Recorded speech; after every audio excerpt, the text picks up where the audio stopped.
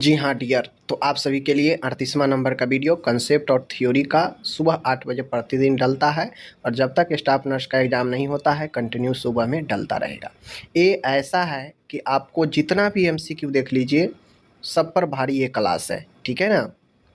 मेरा काम है थ्योरी आप लोग को कंसेप्ट क्लियर कराना और दूसरा प्रैक्टिस के लिए शाम में 6 बजे एमसीक्यू का वीडियो डालता ही हूँ, ठीक है ना। तो दोनों क्लास हमारा लीजिएगा तो काफ़ी कॉन्फिडेंस जगेगा और इस सुबह वाला क्लास तो काफ़ी ज़बरदस्त है, ठीक है। चलिए आज शुरू करते हैं, ठीक है ना। देखिए यहाँ पे RNTCP, इसे full form revised national tuberculosis control program कहते हैं, ठीक है। फुल फॉर्म भी पूछ सकता है। गवर्नमेंट ऑफ इंडिया ने टीबी की रोकथाम के लिए RNTCP शुरुआत किया और पहले स्मॉल संख्या में यह शुरू हुआ 1993 में। तो RNTCP पूछेगा तो 1993 में, ठीक है। ठीक है, इस प्रोग्राम का उद्देश्य यही था कि जो स्पुटम वाला माइक्रोस्कोपिक एग्जामिनेशन है, इसको जो है कम से कम 70% मामलों में पता लगाया जा सके, ठीक है ना। उसके बाद टीबी के जो इन्फेक्टेड केस है कम से कम 85% रोग मुक्ति दर प्राप्त किया जाए, ठीक है ना। इसका ये सब उद्देश्य था, ठीक है। आपसे पूछा जा सकता है कि कितने % लक्ष्य रखा गया क्योर रेट का, ठीक है ना, यानी मुक्ति दर का। तो ये सब चीज़ें हैं। अब यहाँ पे टीबी के प्रभावी उपचार हेतु देश में 1993 में RNTCP आया और इसी के अंतर्गत जो है डॉट्स थेरेपी शुरू की गई। तो आपसे पूछेगा कि डॉट्स थेरेपी किसके अंतर्गत शुरू किया गया, तो ये RNTCP के अंदर में ही शुरू हुआ। देखिए डॉट्स थेरेपी में अलग अलग फेज में दवाइयाँ चलता है। 2 फेज होता है, एक इंटेंसिव फेज होता है और एक कंटिन्यूअस फेज होता है, ठीक है। तो इंटेंसिव फेज का जो समय होता है वह 6 मंथ से 9 महीने तक होता है, ठीक है। आवश्यकता अनुसार बढ़ाया जाता है और कंटिन्यूअस फेज की अवधि 18 महीने होती है, ठीक है। कुल मिला के आप जोड़ेंगे तो डॉट्स प्लस थेरेपी का कुल अवधि 18 में जो पहला इंटेंसिव था 6 से 9, आप इसमें जोड़ दीजिए तो 24 और 24 से 27, तो कुल मिला के डॉट्स थेरेपी में जो अवधि होता है 24 से 27 माह का होता है। तो आपसे डायरेक्टली कंटिन्यूअस फेज का समय पूछ ले या इंटेंसिव फेज का पूछ ले तो बता दीजिएगा, और अगर कुल अवधि पूछेगा तो 24 से 27 माह, ठीक है। आगे बढ़ते हैं। राष्ट्रीय मलेरिया नियंत्रण कार्यक्रम है, नेशनल मलेरिया कंट्रोल प्रोग्राम, ठीक है। प्रोग्राम से क्वेश्चन आना ही आना है, समझ लीजिए। मलेरिया को रोकथाम करने के लिए सब गवर्नमेंट ऑफ इंडिया के द्वारा ही शुरू किया गया। 1953 में नेशनल कंट्रोल प्रोग्राम आया, वो भी मलेरिया के लिए, ठीक है। 1953 में ये आया और 1958 में 5 सालों के बाद, ठीक है ना, नेशनल मलेरिया इराडिकेशन प्रोग्राम आया, यानी मलेरिया के लिए राष्ट्रीय स्तर पर उन्मूलन कार्यक्रम 1958 में चलाया गया, ठीक है। मलेरिया का देश से पूरी तरह इराडिकेशन करना इसका मुख्य उद्देश्य था कि देश से हटाना, ठीक है ना। अब 1971 में अर्बन एरिया में कस्बों में मलेरिया की रोकथाम हेतु नगरीय मलेरिया योजना अर्बन मलेरिया स्कीम की शुरुआत की गई। 1971 में शहर में, अर्बन में जो है नगर में इसको जो है ख़त्म करने के लिए चलाया गया, समझ गए। 1977 में इसमें कुछ मॉडिफाई किया गया। तो मेन मलेरिया कंट्रोल प्रोग्राम पूछेगा कब शुरू हुआ, 1953 में। पूछेगा भाई इराडिकेशन कब हुआ इसका, तो 1958 में। मेन इसमें यही है, ईयर याद रखिएगा। राष्ट्रीय फाइलेरिया नियंत्रण कार्यक्रम है, नेशनल फाइलेरिया कंट्रोल प्रोग्राम, ठीक है, जिसे हाथी पाँव कहते हैं, ठीक है ना।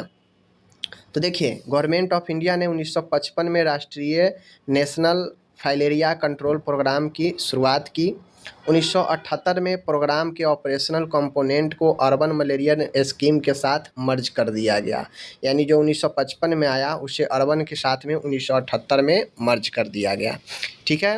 अब जो हेल्थ पॉलिसी 2002 था, इसमें वर्ष 2015 तक फाइलेरियासिस के इराडिकेशन का लक्ष्य रखा गया था, यानी 2002 वाला जो हेल्थ पॉलिसी था उसमें ये कहा गया कि 2015 तक फाइलेरिया को इराडिकेट कर देना है, लक्ष्य रखा गया था, जिससे 2017 के लिए रिवाइज कर दिया गया, यानी 2015 तक जो इराडिकेशन का लक्ष्य था वो 2017 तक बढ़ा दिया गया, ठीक है।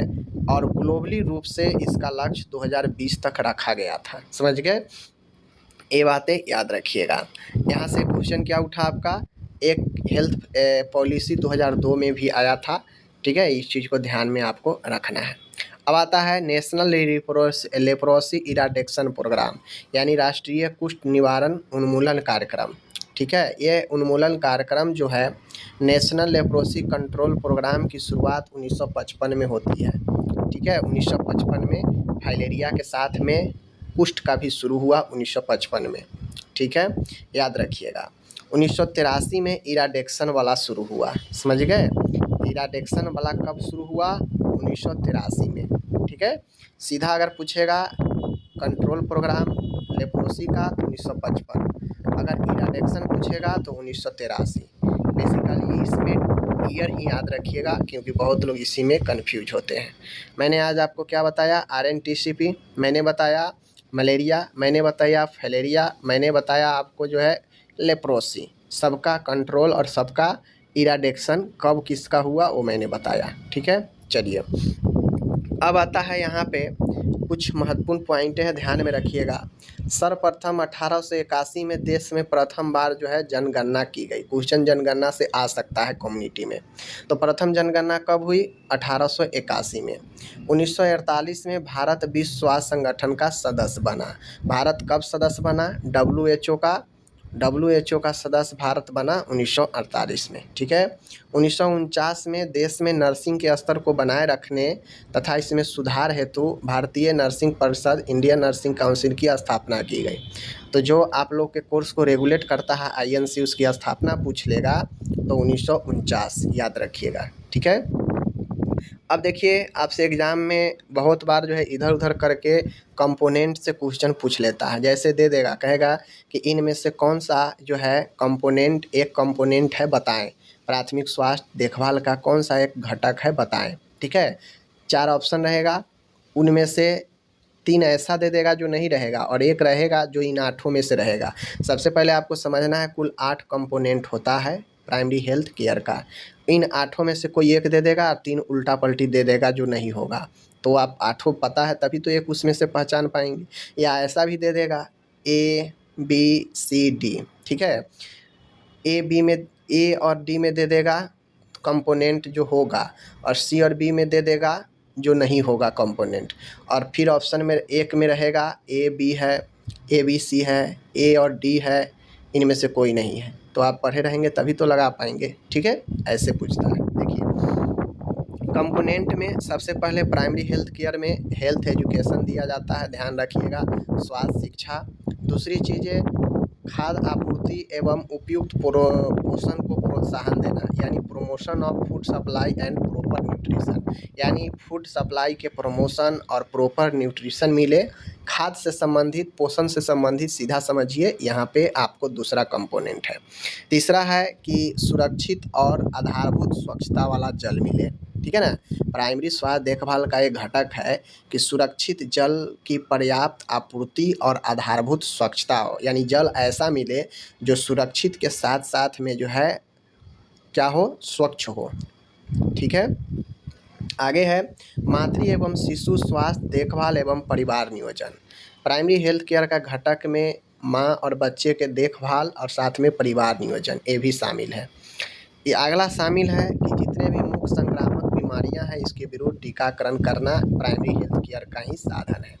ठीक है, चलिए आगे है, छठा है स्थानीय बीमारियों की रोकथाम और नियंत्रण करना, समझ रहे हैं ना।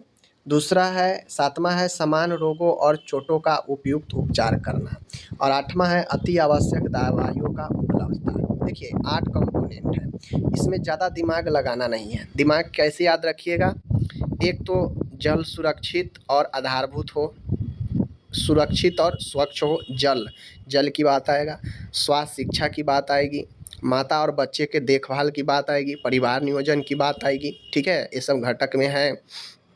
कुछ समान रोग है जिसका चोट और उसका उपचार ये भी शामिल है।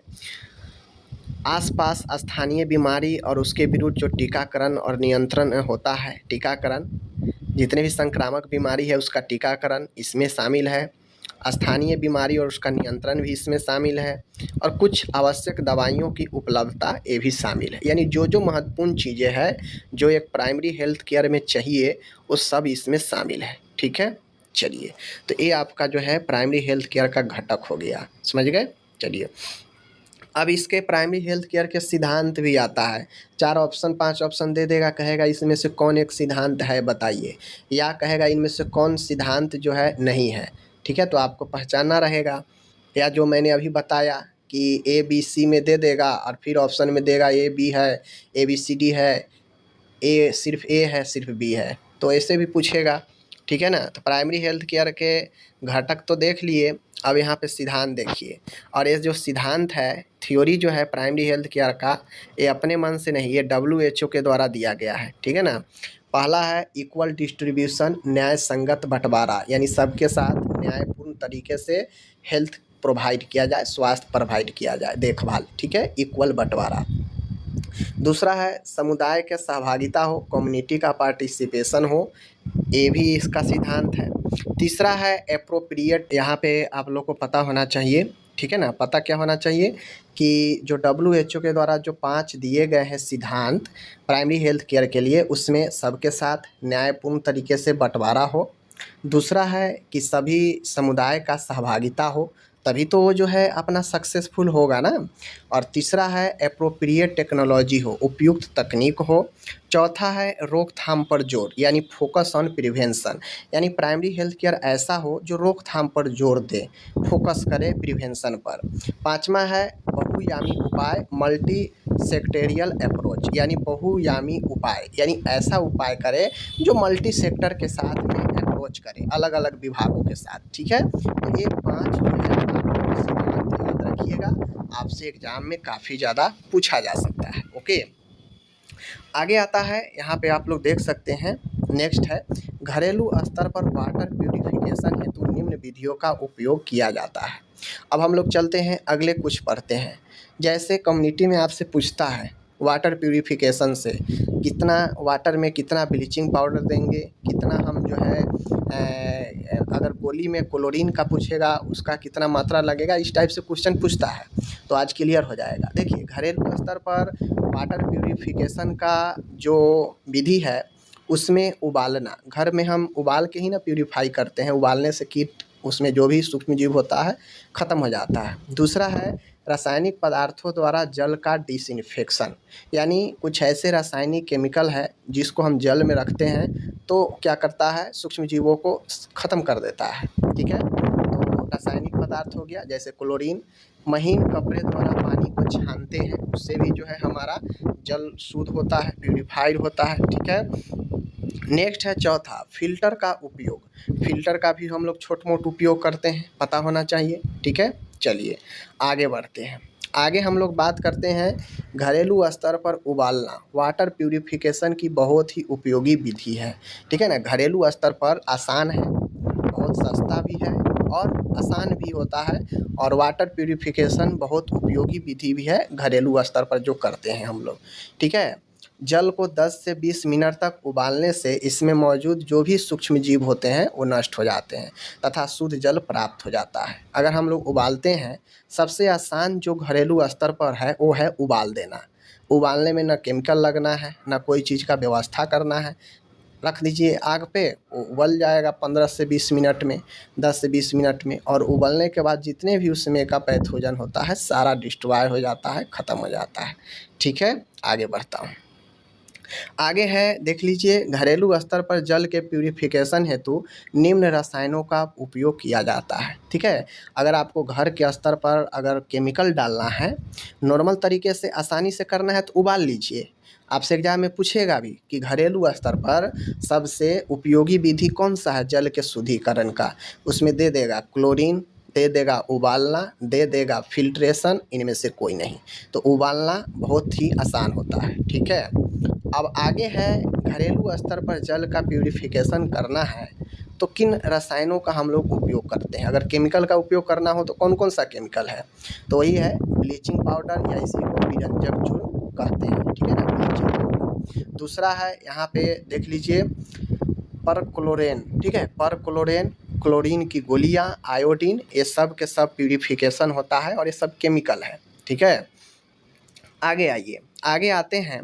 क्वेश्चन बहुत ज़्यादा पूछता है ए वाला, और इस पर अगर 2000 लीटर, 10,000 लीटर, 500 लीटर, 100 लीटर दे दे तो आप जो है निकाल सकते हैं, ठीक है, ये पता रहेगा। तो याद रखिएगा 1000 लीटर जल को शुद्धिकरण करना है तो इसके लिए 2.5 ग्राम ब्लीचिंग पाउडर की आवश्यकता होती है, ध्यान रखिएगा।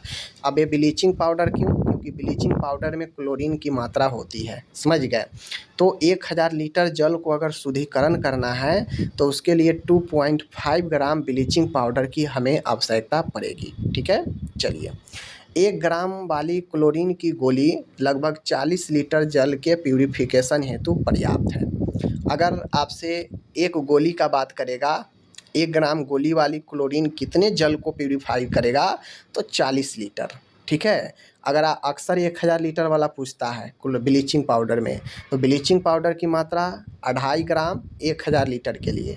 अगर क्लोरीन की मात्रा पूछेगा तो 1 ग्राम क्लोरीन जो है, एक गोली जो है 1 ग्राम वाली जो क्लोरीन की गोली होगी वो 40 लीटर जल के लिए पर्याप्त होता है, समझ गए। आगे बढ़िए, कुएं के जल के प्यूरिफिकेशन हेतु सामान्यतः ब्लीचिंग पाउडर का उपयोग किया जाता है, क्योंकि कुएं के जल को काफ़ी ज़्यादा मात्रा में चाहिए, समझ गए। और ब्लीचिंग काफ़ी महंगा प्रोसेस है, महंगा मिलता है। तो क्लोरीन की गोली महंगा मिलता है, ब्लीचिंग सस्ता मिलता है और इसमें ज़्यादा उपयोग किया जाएगा क्योंकि कुआं का पानी ज़्यादा गंदा होता है और ज़्यादा पानी होता है तो उसके लिए ज़्यादा चाहिए केमिकल, तो ब्लीचिंग पाउडर उसके लिए उपयोगी है, ठीक है। आगे बढ़ते हैं। अब आगे हम लोग आते हैं तो मिडवाइफरी में आते हैं।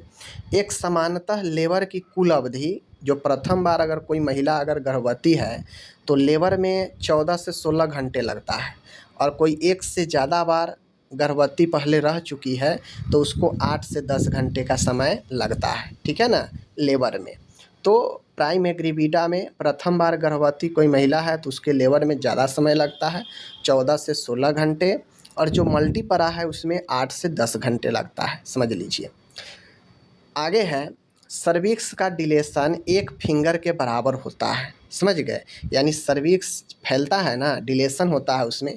अब जब तक सर्विक्स नहीं फैलेगा तब तक कैसे डिलीवरी होगा? तो सर्विक्स फैलता है तो वह फिंगर के बराबर फैलता है।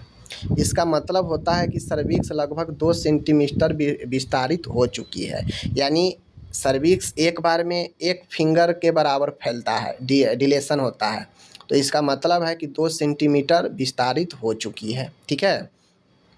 जब सर्विक्स का विस्तारण लगभग 10 सेंटीमीटर हो चुका है तो यह माना जाता है कि सर्विक्स पूरी तरह विस्तारित हो चुकी है। यानी लेबर के लिए सर्विक्स को कितना डिलेशन ज़रूरी होता है? 10 सेंटीमीटर, और 10 सेंटीमीटर तक अगर हो चुका है तो हम मानते हैं कि सर्विक्स पूर्ण तरीक़ा से डायलेट हो चुका है, ठीक है। चलिए, और ये डिलेशन काफ़ी महत्वपूर्ण होता है लेबर में। जब तक डिलेशन नहीं होगा तब तक लेबर पॉसिबल ही नहीं है, समझ लीजिए। डिलेशन मतलब विस्तार यानी फैलाव होना सर्विक्स में, ठीक है। पार्टोग्राफ गर्भवती महिला में सक्रिय प्रसव एक्टिव लेबर के प्रारंभ होने पर बनाना प्रारंभ करना चाहिए। पार्टोग्राफ के बारे में अब समझिए। देखिए, पार्टोग्राफ एक प्रेग्नेंट वुमेन में जब लेबर शुरू होता है, एक्टिव लेबर जब शुरू होने लगे प्रसव, तब जाके पार्टोग्राफ हमें बनाना आरंभ करना चाहिए। आगे है, यदि पार्टोग्राफ में सर्वाइकल डिलेशन को प्रदर्शित करने वाली लाइन इस पर बनी अलर्ट लाइन के बाईं तरफ स्थित हो तो यह इस बात का संकेत है कि प्रसव प्रक्रिया में संतुष्टिप्रद प्रगति हो रही है।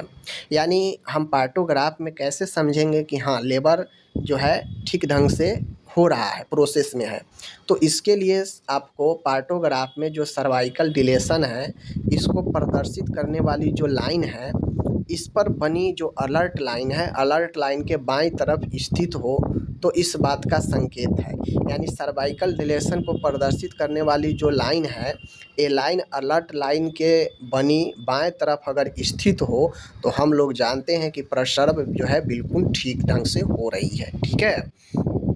सर्वाइकल डिलेशन को प्रदर्शित करने वाली रेखा एक्शन लाइन के दाईं ओर स्थित हो तो यह प्रसव प्रक्रिया को इंड्यूस्ड या ऑगमेंटेड करने या फिर सिजेरियन सेक्शन द्वारा प्रसव कराने का संकेत है। देखिए, यदि सर्वाइकल डिलेशन को प्रदर्शित करने वाला इंडिकेटेड करने वाला जो रेखा है वह एक्शन लाइन के दाईं ओर स्थित हो। देखिए ध्यान दीजिएगा, यहाँ पे दोनों में कन्फ्यूजन मत रखिए। देखिए सर्वाइकल डिलेशन को प्रदर्शित करने वाला जो लाइन है, अगर वह अलर्ट लाइन के बाईं तरफ अगर होगा मतलब पॉजिटिव है कि लेबर ठीक ठाक है, हो रहा है। अगर सर्वाइकल डिलेशन को प्रदर्शित करने वाला जो लाइन है वो राइट साइड होगा, दाईं तरफ होगा, तो कहने का मतलब है कि प्रसव की प्रक्रिया रुकी हुई है या फिर सिजेरियन सेक्शन की ज़रूरत है, समझ लीजिए।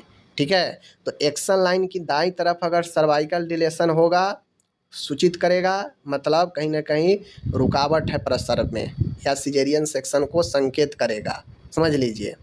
और अगर पार्टोग्राफ में जो सर्वाइकल डिलेशन प्रदर्शित करने वाली लाइन है, अगर वो अलर्ट लाइन के बाईं तरफ है तो फिर वो पॉजिटिव है कि ठीक ठाक लेबर हो रहा है, समझ रहे हैं। आगे बढ़ते हैं। आगे है पार्टोग्राफ के द्वारा एक ही कागज़ से प्रसव प्रक्रिया की प्रगति तथा फीटस एवं प्रेग्नेंट वुमेन की स्थिति के बारे में सभी आवश्यक जानकारियां प्राप्त हो जाती है। कहने का मतलब है पार्टोग्राफ के द्वारा एक ही कागज़, देखिए पार्टोग्राफ क्या है, यह एक ग्राफ है जो एक पेज में बना हुआ होता है। इसमें सारे डायरेक्शन दिशा निर्देश होते हैं, लेबर से संबंधित सूचनाएं होते हैं, ठीक है, जिसको लेबर के समय हम इससे जो है प्रसव के दौरान इसका उपयोग करते हैं फीटस भ्रूण और गर्भवती महिला के स्थिति के बारे में जानकारी प्राप्त करने के लिए। ठीक है, चलिए।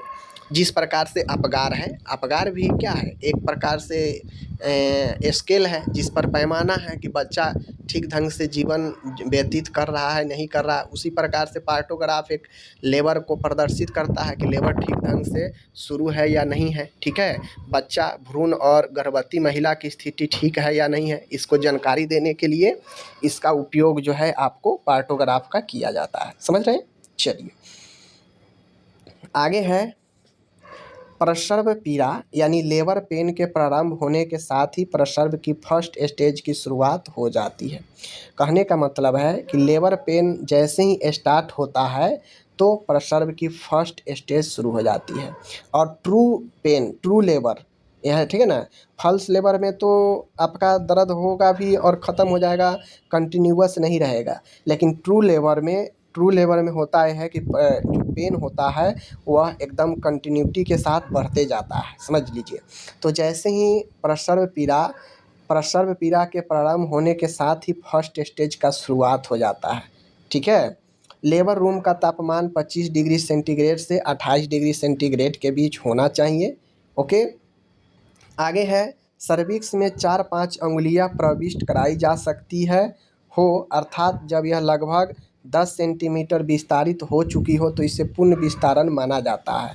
यानी सर्विक्स में अगर 4 से 5 अंगुलियां आराम से प्रवेश कर जा रहा है मतलब वह 10 सेंटीमीटर जो है विस्तारित डिलेशन हो चुका है उसमें। ओके, आगे है नियोनेट में हाइपोथर्मिया की संभावना अधिक रहती है। कहने का मतलब है जो नवजात शिशु होता है उसमें तापमान की कमी की संभावना ज़्यादा होता है, अतः उसे हाइपोथर्मिया से बचाने हेतु आवश्यक तैयारियां पूर्व ही कर लेनी चाहिए। देखिए जो बच्चा होता है जन्म लेता है तो जो भ्रूण का गर्भ के तापमान होता है गर्भ के अंदर वो बाहर आने पर काफ़ी ज़्यादा मेंटेन सही से नहीं कर पाता है बच्चा, ठीक है ना।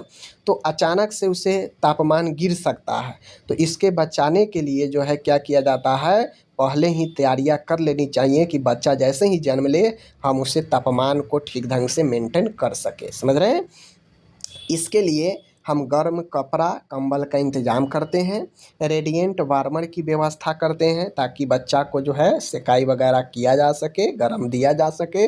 और इंक्यूबेटर जो होता है जहाँ पे हम बच्चे को रखते हैं तापमान मेंटेन करता है, इन सब का व्यवस्था हम कर लेते हैं, समझ गए। तो ये रहा आज का आपका 38 नंबर का थ्योरी का वीडियो। आपको कैसा लगा है कमेंट करके ज़रूर बताइए। देखिए थ्योरी पढ़िएगा तभी सक्सेस आगे अच्छा मिल पाएगा, वरना कंपटीशन दिन प्रतिदिन बढ़ते जा रहा है, समझ रहे हैं। तो आप लोग पढ़िए, शेयर कीजिए और कैसा लगता है कमेंट करके ज़रूर बताएं। ओके, धन्यवाद।